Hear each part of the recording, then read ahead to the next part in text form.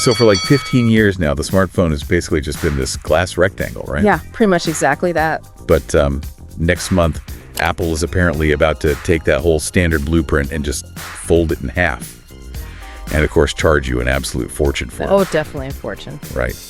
Anyway, what is up, everyone? Welcome back to the channel. We are your hosts, and in today's deep dive video, we're just hanging out with you to unpack this massive stack of leaked spec sheets and industry reports. Yeah, we've been combing through all this stuff to figure out exactly how Apple's upcoming September launch is gonna basically rewrite the entire smartphone playbook. Totally.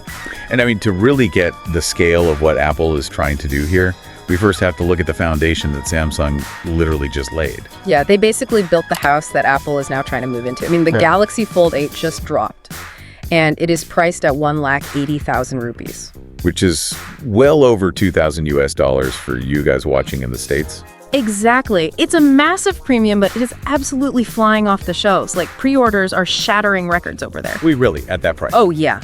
They hit 1.44 million pre-orders in South Korea alone. And get this, like 70% of those were specifically for the wider passport-style wide-fold model. That is wild. Right. We are even seeing massive demand in India's Tier 2 cities despite that crazy price tag. Honestly, though, it makes complete sense once you actually hold one. I mean, instead of stretching your thumb across a tall traditional candy bar phone, this wide-fold design is just remarkably ergonomic. Oh, yeah. It really changes how you hold it. It feels like a digital Swiss Army knife. Yeah. Like for reading and typing with one hand. It's just way better. But so here is the really wild dynamic at play right now. Samsung spent 7 years and literally billions of dollars refining this foldable hardware to get those ergonomics right. They've been at it forever. Exactly. Yet IDC is forecasting right now that Apple will swoop in and become the market leader in this exact space in their very first year. Okay, hang on a second though. How much of this is actually Apple's genius? I mean, if they are literally buying the exact same 7.5 to 7.6 inch inner display and the 5.5 inch outer display straight from Samsung. Yeah, the literal exact same panels. Right, so aren't they just slapping an Apple logo on Samsung's homework? Like, is this an Apple revolution or just really great marketing? Well, hardware-wise, yeah, they are kind of copying the homework, but it all really comes down to the software ecosystem living inside that hardware. Okay, fair point. Because Android foldables, you know, as beautiful as those screens are, they still struggle hard with app compatibility. Yeah, you get those weird black bars, right? Exactly. When you open them up, a lot of apps just stretch super awkwardly or leave massive black bars because they just aren't optimized for a square-ish screen. Right, but Apple already has the iPad ecosystem. Bingo! Apple apps will scale seamlessly from day one because they're basically just running iPadOS on that inner screen. That is actually huge. It is. You are effectively getting a fully optimized iPhone and an iPad in one single device. Wow, okay.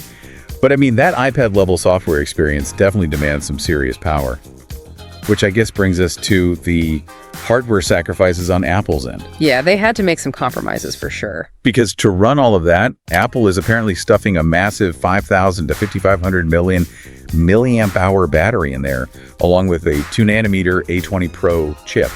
Which is crazy. That 2nm chip is crucial, though, for thermal management in such a tight, foldable space. Right, because foldables get notoriously hot. Exactly. But because Apple's prioritizing that even bigger, massive battery, their phone is going to be noticeably heavier. Oh, really? By how much? It is jumping up to about 225 grams compared to Samsung's 201 grams. Okay, so a bit of a brick. Yeah. And they're also ditching Face ID for a side-mounted fingerprint sensor, just like Samsung, right? Yeah, exactly. And neither phone is giving you a telephoto lens, which is kind of a bummer. Yeah, for that price, you'd expect everything.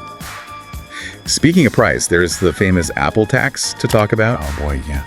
Leaks are showing it's going to be 20 to 30% more expensive than the Fold 8, landing somewhere around 2.25 to 2.5 lakh rupees, which is pushing $3,000. It is a completely staggering number, but it's actually a classic psychological pricing strategy known in retail as the decoy effect. Wait, so you mean by dropping a foldable phone that is just ridiculously expensive, they're basically anchoring your perception of price? Exactly that. So then their standard, pricey Pro Max candy bar phones suddenly look like a sensible bargain to you. That is exactly how it works. It makes a $1,200 phone look cheap by comparison. That is honestly kind of evil, but brilliant.